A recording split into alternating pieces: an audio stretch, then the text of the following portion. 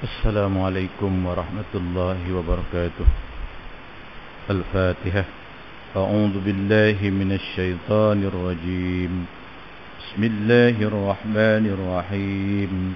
الحمد لله رب العالمين الرحمن الرحيم مالك يوم الدين إياك نعبد وإياك نستعين اهدنا الصراط المستقيم صراط الذين أنعمت عليهم غير المغضوب عليهم ولا الضالين آمين. الحمد لله رب العالمين والعاقبة للمتقين ولا عدوان إلا على الظالمين. أشهد أن لا إله إلا الله وحده لا شريك له وأشهد أن سيدنا محمدا عبده ورسوله صلى الله عليه وسلم لا نبي بعده. سبحانك لا علم لنا إلا ما علمتنا إنك أنت العليم الحكيم ولا حول ولا قوة إلا بالله العلي العظيم. وقال المؤلف رحمه الله تعالى ونفعنا بعلومه في الدارين amin ya rabbal alamin. Tuan-tuan muslimin muslimat kuliah subuh yang dirahmati Allah Subhanahu wa taala. Insyaallah pagi ini kita sambung muka surat 190, masih lagi membincangkan berkenaan dengan ketaatan dan juga bai'ah kepada pemimpin. Suatu riwayat yang lain Ibnu Abbas menyebut bahwasanya Rasulullah sallallahu alaihi wasallam bersabda, "Man ra'a min amirih syai'an fakarihahu falyasbir fa innahu laisa ahadun yufarikul jama'ati shibran fayamutu illa mata maitatan jahiliyatin." Kata Nabi, sesiapa yang melihat sesuatu yang dibencinya pada amirnya, yakni pada ketua ataupun pemimpinnya, maka hendaklah ia bersabar, kerana sesungguhnya tidak seorang pun yang memisahkan diri daripada jamaah walaupun sekadar sejengkal, kecuali ia mati dalam keadaan jahiliyah. Dan dalam suatu riwayat yang lain disebutkan bahawasanya Rasulullah sallallahu alaihi wasallam, sesiapa yang memisahkan dirinya dari ikatan jamaah sekadar sejengkal, sesungguhnya ia telah menanggalkan ikatan Islam daripada tengkuknya. Imam Bukhari juga meriwayatkan hadis daripada Abdullah bin Umar yang menyebabkan Rasulullah sallallahu alaihi wasallam bersabda, "As-sam'u wat-ta'atu 'alal mar'il muslim fi ma ahabba wa kariha ma lam yu'mar bi ma'siyatin fala sam'an wala ta'atan." Kata Nabi, dengar dan taat adalah wajib atas setiap orang muslim dalam perkara yang ia suka ataupun ia benci, selama tidak disuruh berbuat maksiat. Apabila ia disuruh berbuat maksiat, maka tidak wajib lagi ia mendengar dan mentaati. Tuan-tuan muslimin yang dirahmati Allah Subhanahu wa taala, sebelum ini kita dah bacakan ayat Al-Quran daripada surah An-Nisa ayat 59, yang mana Allah sebut, "Ya ayyuhalladzina amanu atiullaha wa atiur rasula wa ulil amri minkum." Bermakna bahawasanya Allah Ta'ala suruh taat kepada Allah ataupun kepada dirinya sendiri, dan taat kepada Rasul wa ulil amri. Okey. Malah kata Allah, "Wa in tanaza'tum fi syai'in." Tuan-tuan yang dirahmati Allah Ta'ala, di dalam kehidupan kita, jangankan orang luar, dalam rumah tangga kita sendiri, tuan-tuan sebagai suami sendiri, saya sebagai suami, cuba kita imbas kembali sejak kita menikah ataupun sah sebagai suami isteri. Cuba tanya bini kita, ada tak benda yang dia tak suka dengan kita? Ataupun kita tanya diri kita, bukanlah kita taat kat bini tak? Kita taat kat bini kita, kita tanya kat bini kita, tanya diri kita, ada tak sejak kita kahwin dengan bini kita, ada tak benda yang kita tak suka bini kita buat? Atau perangai bini kita yang kita tak suka, ada tak agak-agak? Okey. Jadi kalaulah dengan suami isteri berdua sahaja dalam rumah, apatah lagi pemimpin kita yang duduk di atas. Kadang-kadang kita yang duduk kat bawah ni, kan, ada benda yang kita tak suka, menyebabkan terus kita, kalau dalam istilah apa nama ni, istilah dalam borang, terus kita letak jawatan. Nampak? Sedangkan hadis Nabi kata taat kepada pemimpin, nanti kita sebutkan muka surat sebelah tu berkenaan dengan bai'ah. Ada 10 rukun bai'ah. Selama mana ditepati rukun bai'ah tersebut, selama itulah kita dilarang berpisah ataupun keluar daripada kumpulan ataupun jamaah yang mana pemimpinnya adalah orang Islam. Tuan-tuan rahimakumullah, masyarakat hari ini kita lihat semakin ketara perpecahannya, semakin ketara kebenciannya. Tuan-tuan rahimakumullah, sama ada tuan-tuan suka ataupun tidak, saya punya pandangan ini, kita jangan lupa sebagai seorang Muslim, sebagai seorang bumi putra, sebagai seorang yang kita ni, kan, istilahnya kalau Malaysia ni Jahannam, kita nak pergi mana? Sebab itu kemarahan kita ataupun kemarahan bumi putra, kemarahan orang Islam kepada orang yang dia tak suka, jangan sampai menjadikan kumpulan ataupun bahasa Malaysia ni, jangan sampai kepimpinan Malaysia jatuh kepada orang yang bukan Islam. Kena jaga tu. Kita nak tukar silakan, tapi tukar tersebut mestilah tukar pertama masih di kalangan orang Muslim. Yang kedua, kalau boleh yang kita tukar itu adalah yang lebih baik daripada yang sedia ada. Itu kita kena pegang tu. Okey.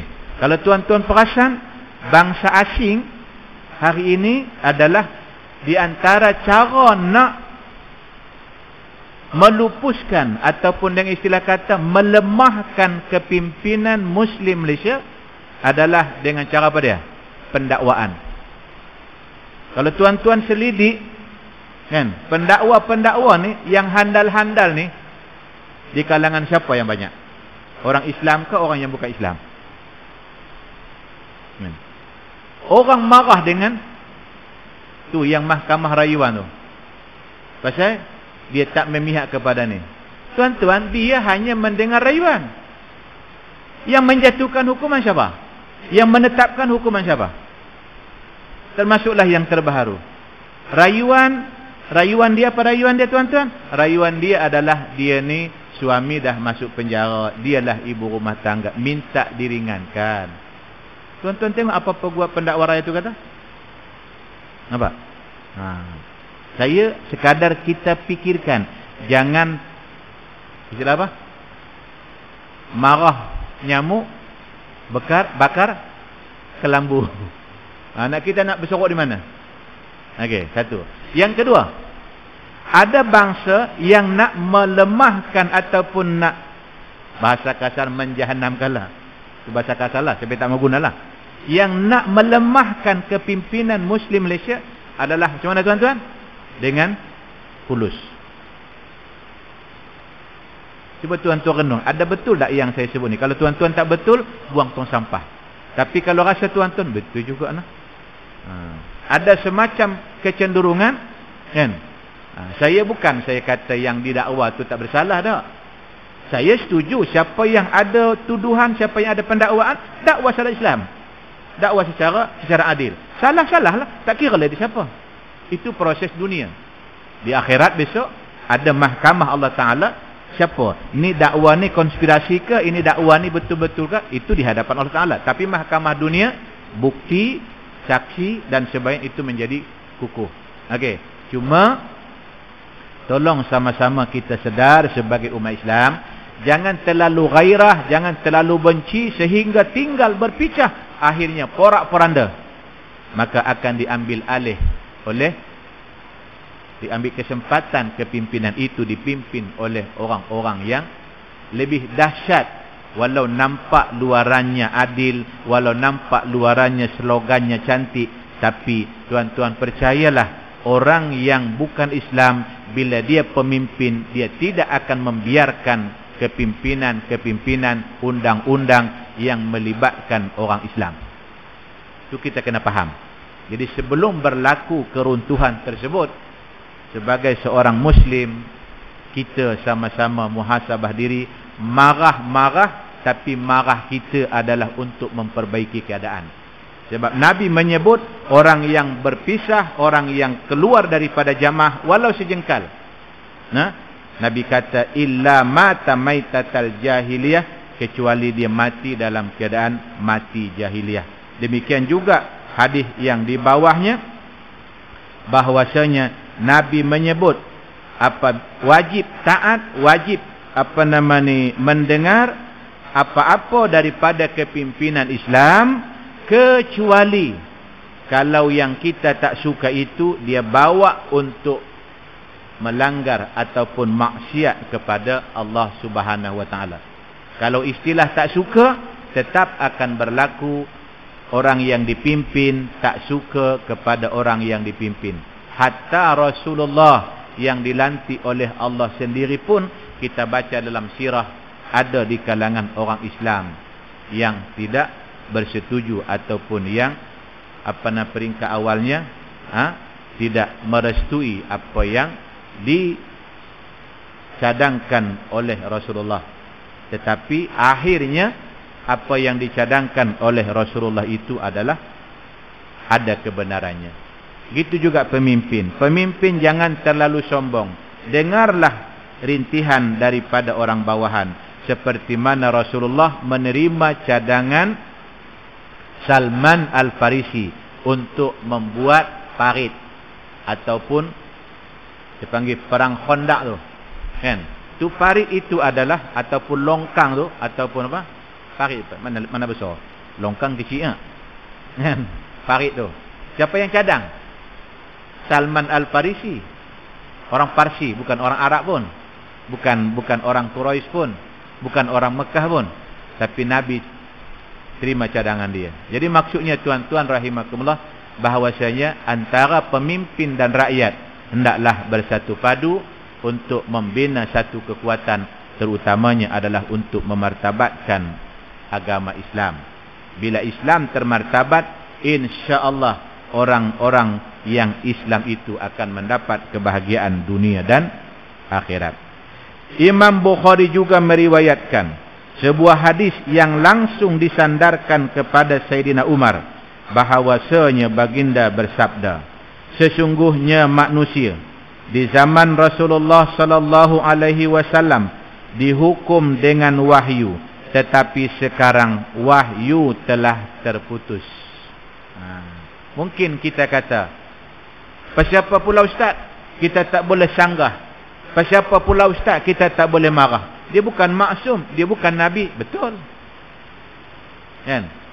Tapi tuan-tuan yang dirahmati Allah, kalau kita nak tunggu orang yang kita pilih ataupun orang yang di atas kita tu semua orang setuju kan? Semua orang marah, takkan dapat.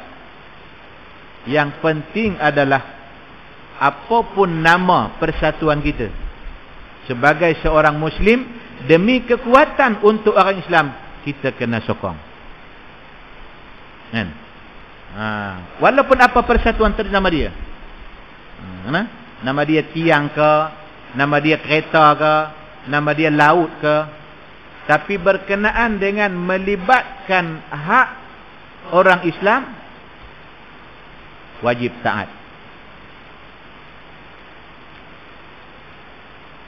Oleh yang demikian kata Nabi, kami akan menghukum kamu berdasar apa yang zahir ataupun jelas dari amalan-amalan kamu. Maka sesiapa yang menunjukkan kebaikan kepada kami, kami akan melindunginya dan mendekatinya. Kami tidak berhak mencari rahasia hatinya sedikit pun. Allah lah yang akan menghisap perkara yang berkaitan dengan hatinya. Sesiapa yang melakukan kejahatan kepada kami, kami tidak akan melindunginya dan tidak akan membenarkannya sekalipun ia menyatakan niatnya baik. Kan? Benda yang maksiat kepada Allah, benda yang bercanggah dengan hukum Allah Ta'ala, walaupun dia kata saya ni tujuan saya baik ni, kan? Tapi bila bercanggah dengan syariat Islam, maka ketika itulah kita wajib ataupun kita tidak wajib mentaati perintah tersebut. Riwayat Bukhari. Rukun-rukun bai'ah sebenarnya bergantung dengan gerakan Islamiah. Pada hakikatnya bermakna bergabung secara langsung atau amalan di dalam Islam. Ia merupakan permulaan perjanjian baharu dengan Allah dan memberikan bai'ah untuk beramal dan berjihad pada jalannya. Asy-Syahid Imam Hasan Al-Banna telah merumuskan tentang rukun-rukun bai'ah dengan berkata, rukun bai'ah kita 10 semuanya, peliharalah ia dengan sebaik-baiknya. Yang pertama, faham. Kalau kita faham, insya-Allah okey. Tuan-tuan kalau ingat bai'ah apa? Bai'atul Ridwan ataupun bai'ah di antara orang-orang kafir Quraisy dengan Rasulullah. Kan? Di antaranya yang Sayyidina Ali tak setuju tersebut, apabila mana orang kafir tak bersetuju dengan apa nama ni, Allahumma shalli ala sayyidina Muhammad, mengakui bahawasanya Muhammad adalah Rasulullah. Kan? Dia tak setuju. Kalau buat perjanjian itu bahawasanya Muhammad adalah Rasulullah, mereka tak setuju. Apa yang mereka setuju? Bahawasanya Muhammad adalah bin Abdullah bin Abdul Muttalib. Mana jangan letakkan persetujuan. Okey. Bai'ah dengan orang kafir juga pada pandangan di kalangan orang Islam berat sebelah. Pasal apa? Pasal kalau orang Islam pergi ke tempat orang kafir ataupun musyrikin, orang musyrikin tidak berhak, tidak berkewajipan untuk menghantar mereka pulang ke tempat asal mereka. Tetapi apabila mana orang musyrikin masuk ke kawasan ataupun ke negeri orang-orang Islam, mereka wajib hantar semula. Tuan-tuan agak-agak setuju tak? Kalau kita tak faham, kan, kita nak bai'ah, kita tak faham, kita takkan bersetuju. Kan? Tapi bila faham, rupa-rupanya rahasia yang terkandung di dalamnya adalah memihak kepada orang Islam. Pasal apa? Pasal bila orang Islam masuk ke kawasan orang musyrikin, lagi lama dia duduk situ, lagi dia tunjukkan benda-benda yang baik, lagi ramai orang sokong Islam. Lagi ramai orang masuk Islam. Mereka tertarik dengan Islam. Nampak? Kemudian orang yang musyrikin, bila dia masuk ke tempat orang yang Islam, dia nampak kelakuan ataupun akhlak Islam, kemudian dia balik ke negara dia, dia terapkan nilai-nilai Islam walaupun ketika itu dia belum masuk Islam, akhirnya orang akan tertarik dengan Islam. Tapi kalau saya pun, kalau Nabi tak habaq, saya pun tak faham. Macam tak adil je bai'ah tersebut.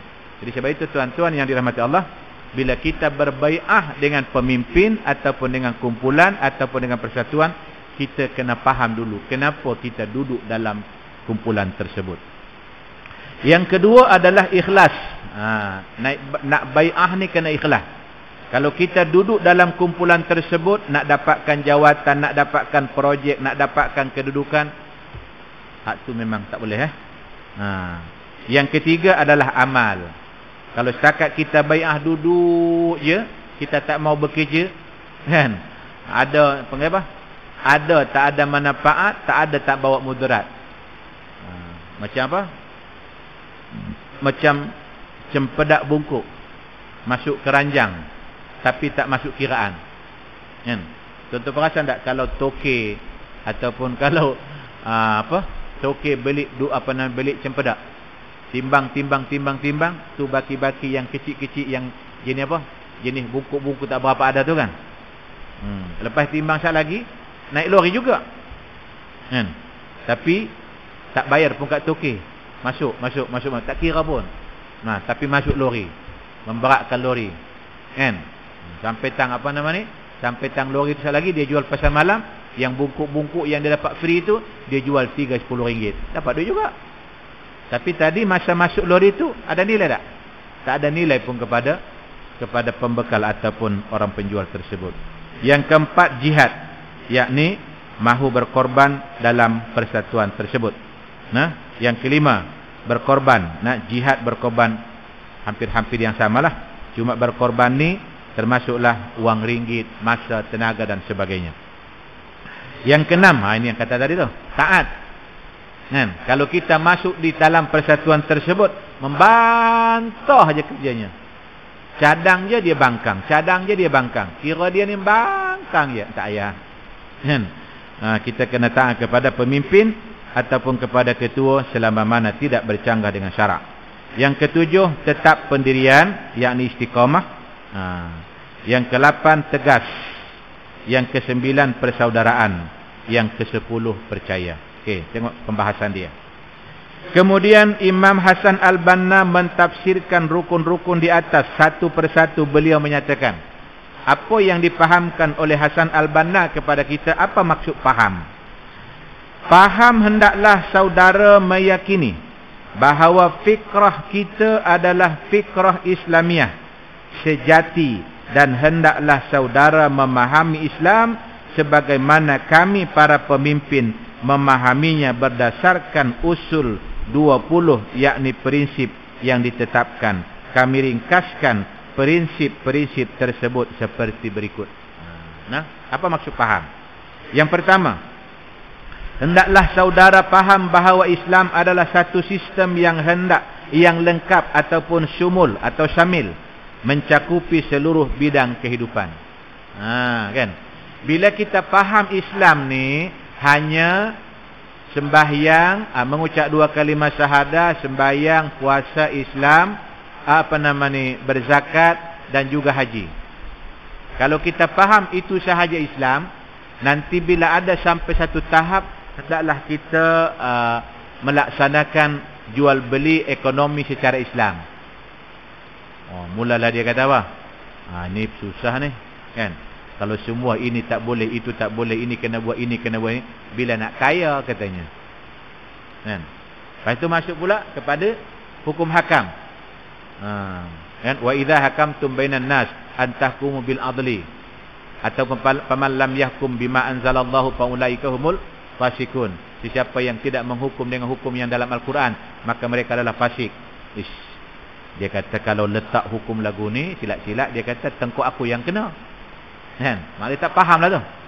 Jadi bahawa duduk dalam Islam, Islam adalah syumul, merangkumi semua aspek kehidupan, dari bab akidah, dari bab muamalah, dari bab ibadah, semua kita kena faham. Inilah Islam. Yang kedua, hendaklah saudara fahami bahawasanya Al-Quran dan An-Sunnah adalah sumber rujukan bagi setiap orang Muslim dalam memahami segala hukum hakam Islam. Sebab itu tadi dalam ayat yang muka surat 189, fa in tanaza'tum fi syai'in farudduhu ila Allahi war Rasul. Bila satu-satu isu di kalangan pemimpin, di kalangan rakyat, antara pemimpin dengan rakyat, bahawasanya bila kita berbalah ataupun bercanggah dalam sesuatu isu, kata Allah, farudduhu ila Allah war Rasul.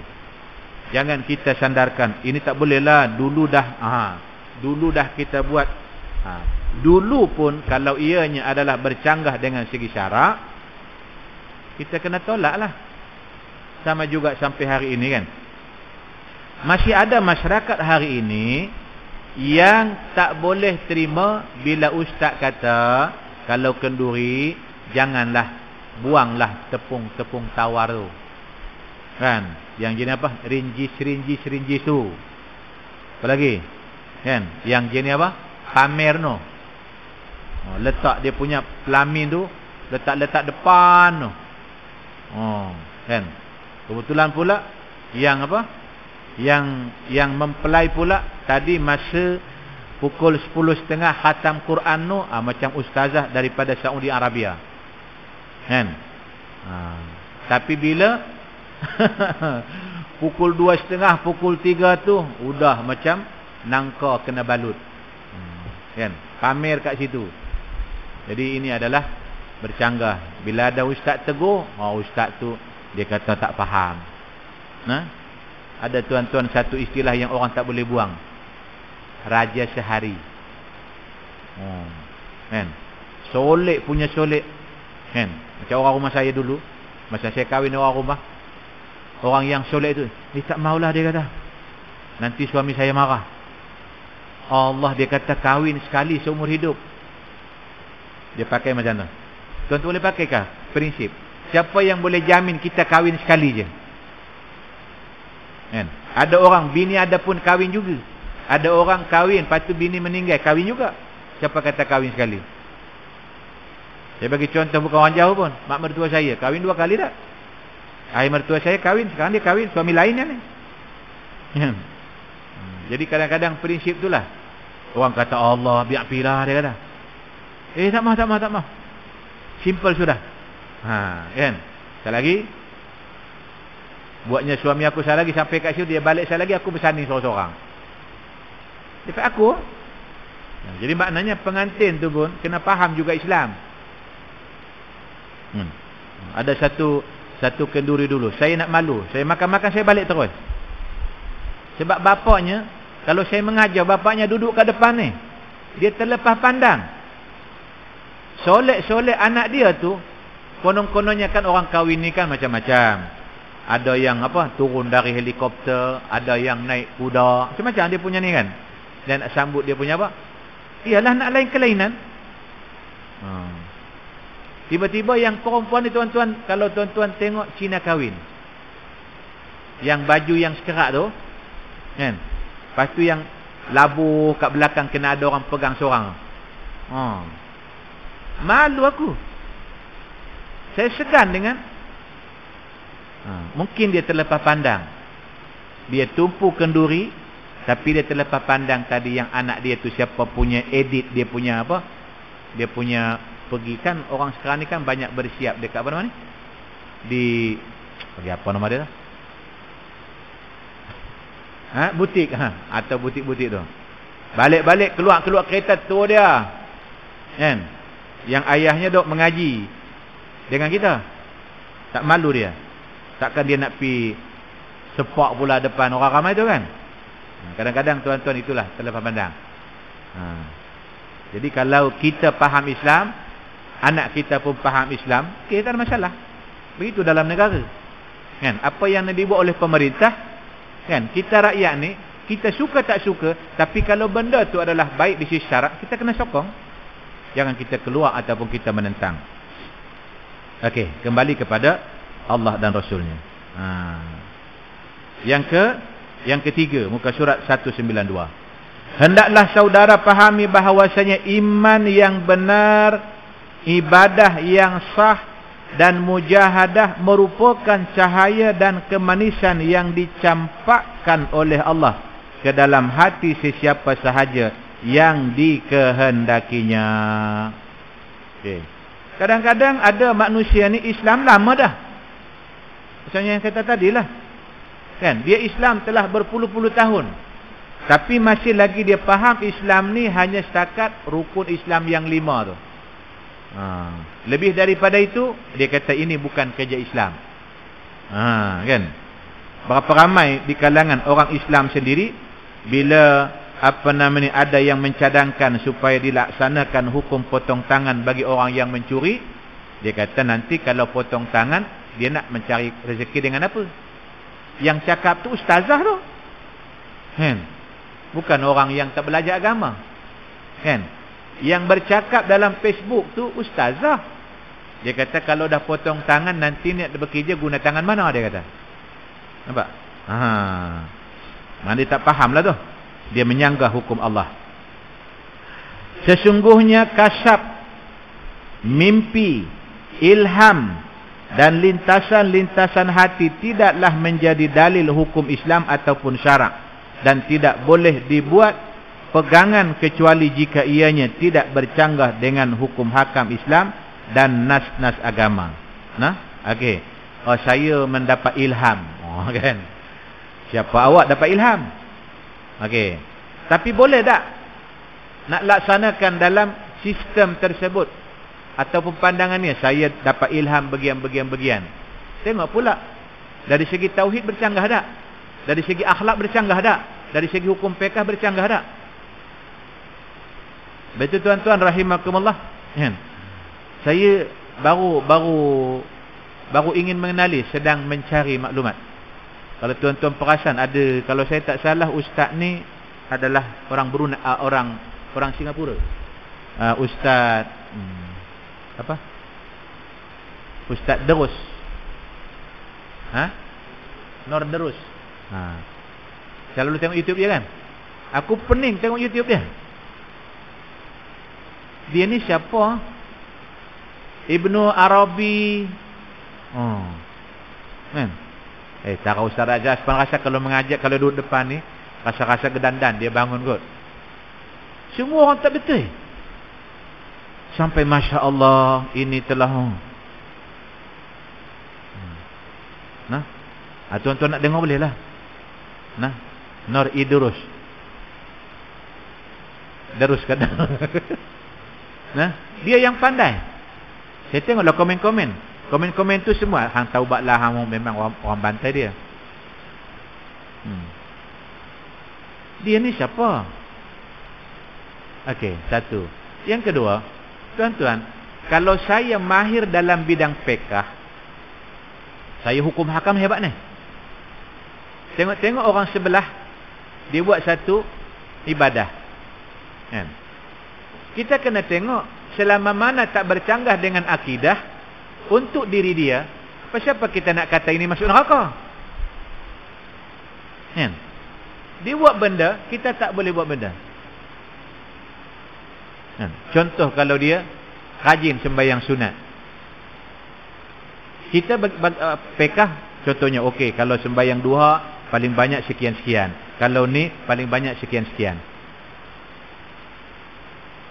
Tapi dia ni boleh lebih daripada apa yang ada. Salah ke? Jadi memang sebab itu kita dalam Islam ni kita kena belajar juga akidah, kita belajar fiqh, kita kena belajar juga tasawuf. Sebab bila sebab itu tuan-tuan saya sendiri pun tak mendalami tentang tasawuf ni. Ada apa? Tarikat-tarikat ni, tarikat Naqsabandi, tarikat itu, tarikat ni. Kita kena belajar dulu. Jangan duk tengok bila kita tengok pelik ibadah dia, kita tak buat macam tu. Tengok tu pengamal bid'ah, tu masuk neraka tu. Siapa kita nak tuduh cepat dia masuk neraka? Kita belajar dulu bab tasawuf, barulah kita boleh nak komen. Saya cuba juga mendalami, saya pening. Kan? Apa matlamat dia bagi kuliah atau bagi YouTube ni? Nak bagi orang beribadah ke nak bagi orang lagi benci dengan orang? Kalau ulama-ulama ni selalu hang condemn sini, hang condemn sini, akhirnya besok kita ustaz, saya tak tahulah ustaz nak ikut siapa ustaz. Dia berkata ikut Syafi'i, Syafi'i pun tak betul juga ustaz. Habis dah. Kan? Kalau sampai ni Imam Ghazali ni tak betul ni. Kan? Di mana dia ambil ni? Ni amalan-amalan ni tak ada zaman Rasulullah. Tak boleh ikut Imam Ghazali. Lah. Siapa kita? Okey. Nah, tuan-tuan muslimin rahimakumullah.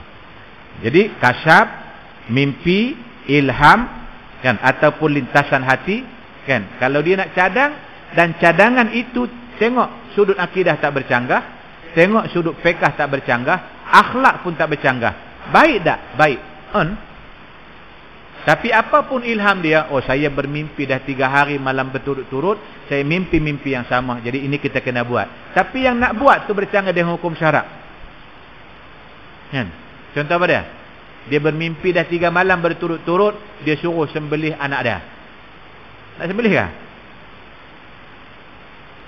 Mana boleh? Tu Ustaz Ibrahim dia mimpi dia sembelih. Awak ni Nabi kah? Nampak tak? Bercanggah dengan hukum syarak tak? Bercanggahlah bunuh walaupun anak sendiri. Orang lain jangan turut campur. Ini anak saya, nak bunuhkan anak sembelih, saya punya pasal. Mana boleh? Kan? Ya ayyuhallazina amanu, apa dia? Wala taqtulu auladakum khasyata imlak. Allah kata jangan kamu bunuh anak kamu kerana kamu takut binasa. Kan? Ustaz, saya bunuh dia ni Ustaz. Saya tak larat dah Ustaz. Tu nak bagi makan yang 14 tu pun tak larat dah Ustaz. Saya pendapatan sekian je. Awak buat anak rajin, cari rezeki tak rajin. Kan? Tak boleh begitu. Bercanggah dari segi hukum syarak. Walaupun awak nak lepaskan diri, konon-kononnya kebaikan untuk awak bila anak ni bunuh 4 orang, sikitlah nak bagi makan. Mana boleh? Bercanggah dengan hukum syarak. Walaupun awak mimpi dah 3 hari berturut-turut suruh bunuh, tak boleh. Itu adalah iblis. Yang keempat, hendaklah saudara fahami bahawasanya segala jenis tangkal ataupun tangkai, jampi, mentera, tilikan dan ramalan mengaku tahu hal-hal yang gaib ataupun nujum atau apa sahaja yang seumpamanya adalah satu kemungkaran yang wajib diperangi, kecuali jika jampi-jampi tersebut terdiri daripada ayat-ayat Al-Quran dan doa-doa yang maksur yang pernah dibuat oleh Rasulullah sallallahu alaihi wasallam. Okey, kan? Apa yang Nabi buat yang dipanggil sebagai kunut nazilah. Boleh, tak ada masalah. Berlaku bala bencana, kan? Kita lihat contohlah hari ini, kan? Alhamdulillah. Kalau kita tengok khutbah kedua rata-rata, mungkin arahan ke apa saya tak tahu. Kan? Sebab itu kalau tuan-tuan, saya baru ni menghadiri satu sambutan hari memperingati hari sambutan hari kebangsaan. Saya pun tak pernah terlintas belum ni. Di antara ucapan dia ulas berkenaan dengan doa Mufti Negeri Sembilan ketika itu. Saya lupa nama dia. Ketika doa waktu menyambut kemerdekaan. Tuan-tuan boleh search balik dalam Google. Kan? Memang doa-doa tu doa supaya Allah Taala memberi kepimpinan di kalangan orang Islam, yang memahami tentang perjuangan dan sebagainya. Okey, memang dituntut dalam Islam. Jadi termasuklah khutbah yang ada khutbah kedua hari ini, memohon kepada Allah supaya jangan ataupun supaya Allah mengelakkan kehancuran negara kita daripada orang-orang yang terlibat dengan salah guna kuasa, rasuah. Bagus tu. Hendaklah Allah melantik di kalangan kepimpinan orang Islam orang-orang yang ingin menjalankan agama Allah Ta'ala. Tu doa yang baik tu. Boleh pakai, tak ada masalah. Boleh pakai dan tidak bercanggah dari segi khutbah ataupun hukum syarak. Idea-idea tersebut. Yang kelima, hendaklah saudara fahami bahawasanya pendapat imam dan naibnya dalam perkara-perkara yang tidak ada nas yang jelas dan dalam masalah yang boleh ditafsirkan dengan lebih dari satu pentafsiran, dan dalam perkara yang melibatkan maslahah al-mursalah boleh diamalkan ataupun dipegang selama ia tidak berlawanan dengan kaedah-kaedah hukum syarak. Okey. Di dalam Islam yang disepakati oleh ulama ada 4. Quran, hadis, ijma', qiyas. Kan? Tapi yang tidak disepakati ulama ada lagi apa? Ada lagi 8 ataupun 10. Termasuklah masalil mursalah, saddu zara'i, asyar'u man qablana. Kan? Okey. Tuan-tuan rahimakumullah, kalau tuan-tuan ingat, kalau salah tolong betulkanlah. Saya pun ingat-ingat lupa dah. Tuan-tuan perasan tak ada seorang lelaki ataupun pemuda di zaman Umar Al-Khattab, kalau saya tak salah. Dia ni terlalu handsome orang.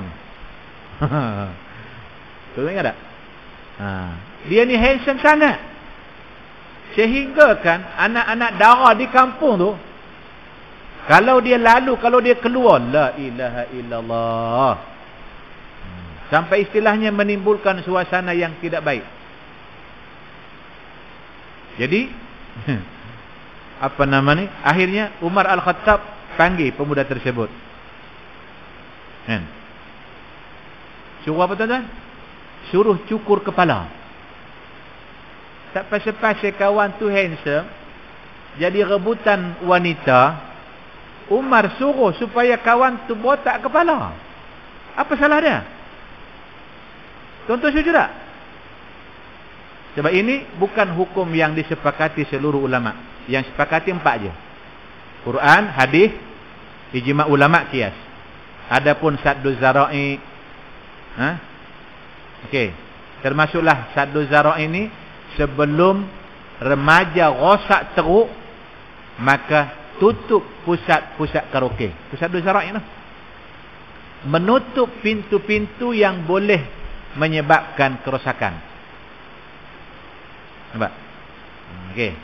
Jadi masalil mursalah ni demi untuk kebaikan masyarakat awam, laki tersebut Umar Al-Khattab suruh botak kepala. Malangnya lepas botak kepala dia lagi handsome. Tak tahulah jenis apa yang semua orang tu. Lagi macho. Kan? Contoh kalau tuan-tuan, siapa dia pemain bola sepak tu? Bila dia botak, lagi nampak dia kan? Lagi nampak bersemangat di padang. Siapa? Ronaldo? Bukan Ronaldo, apa dia tu? Ada yang botak kepala dia main bola tu. Lagi nampak lincah, lagi nampak semangat, aura main bola sepak tu lagi nampak hebat. Laki tu lepas botak kepala dia, lagi ramai syok kat dia, lagi macho. Akhirnya dia diasingkan. Maksudnya dia duduk di Taiping, hantar ke Pulau Pinang. Gitulah ceritanya lebih kurang. Nampak? Itu saddu zara'i tu.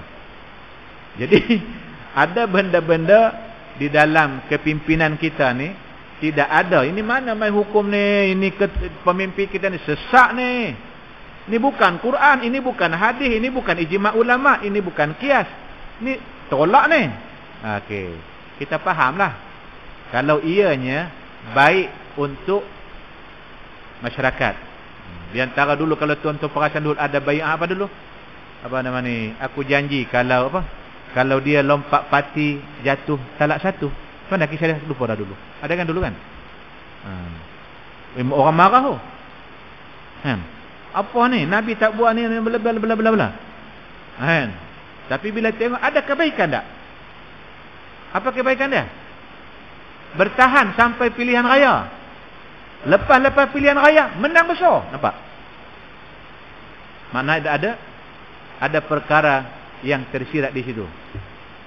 Tapi cuba kalau kita ini nama je ulama ni, kan? Ni sesat ni. Mana Nabi pun tak buat ni. Ini bid'ah ni. Kita pun pakat-pakat letak jawatan. Hancur ah. Orang seronok ah. Okey. Ni contoh. Minta maaf tuan-tuan kalau saya bagi contoh ni adalah contoh yang betul-betul berlaku.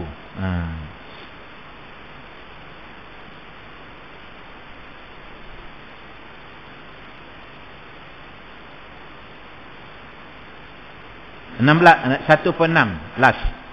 Banyak ni. Kita tak nak perhabis ada 20 kan. Sampai 6 dulu. Hendaklah saudara pahami bahawasanya sesungguhnya perkataan dari seseorang itu boleh diambil dan boleh ditolak kecuali perkataan Rasulullah sallallahu alaihi wasallam yang maksum. Boleh. Dia pandangan dia bagian-bagian, kita boleh bincang. Ni tuan, ataupun pengerusi, ataupun yang dipertua. Ni apa yang awak bagi ni, boleh tak kita tukar dengan yang lain? Kan? Boleh? Pasal apa? Sebab pandangan dia tu adalah pandangan peribadi. Tapi kalau pandangan dia adalah berdasarkan kepada hadis Rasulullah, hadis tu pula sahih, jangan tolak, jangan bantah. Okey? Inilah 6 perkara dalam bahagian yang pertama, iaitulah bai'ah yang pertama tentang faham. 6 kita dah bincang apa yang kita perlu faham dalam bai'ah tersebut. Kalau kita memahami, insya-Allah kita akan sentiasa berada pada kumpulan ataupun persatuan yang mendukung kebaikan untuk orang-orang Islam dan agama Islam. Aqulu qouli hadza wa astaghfirullahal azim li wa lakum wa lisa'il muslimina wal muslimat fastaghfiruh innahu huwal ghafurur rahim. A'udzu billahi minasy syaithanir rajim. Bismillahirrahmanirrahim. Alhamdulillahi rabbil alamin. Wassalatu wassalamu ala asyrafil anbiya'i wal mursalin wa ala alihi wa sahbihi ajma'in. Allahumma ighfir lana dhunubana wa liwalidina warhamhum kama rabbawna shighara. Ya Allah, ya Rahman, ya Rahim, panjangkan umur kami ya Allah, sihatkan tubuh badan kami ya Allah, jadikanlah pertemuan kami ini pertemuan yang dirahmati, dan peliharalah kami ya Allah selepas perpisahan ini. Ya Allah, ya Rahman, ya Rahim, jauhkanlah kami ya Allah daripada dipimpin dan ditakbir oleh orang-orang yang zalim. Ya Allah, berilah keselamatan kepada kami ya Allah dunia dan akhirat. Rabbana atina fid dunya hasanah wa fil akhirati hasanatan wa qina adzabannar. Wa sallallahu ala sayyidina Muhammadin wa ala alihi wa sahbihi baraka wa sallam. Walhamdulillahi rabbil alamin. Wassalamualaikum warahmatullahi wabarakatuh.